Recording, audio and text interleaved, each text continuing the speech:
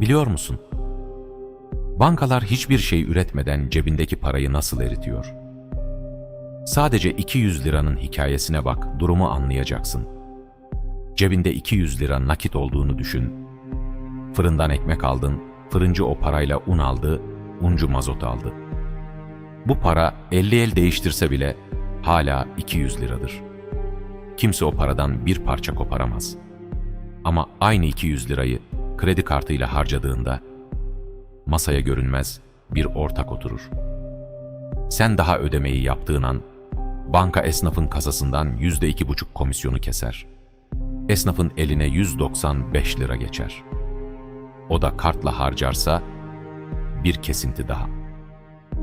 Bu işlem tam 40 kez tekrarlandığında ne oluyor biliyor musun? Başlangıçtaki o 200 liranın tamamı hiçbir riske girmeyen bankanın kasasına giriyor. Ortada ekmek var, emek var. Ama para artık bankanın. Dijitalleşme sana konfor diye pazarlanıyor. Ama aslında paranın mülkiyetini senden alıp bankalara veriyorlar. Bankalar nakit paradan nefret eder.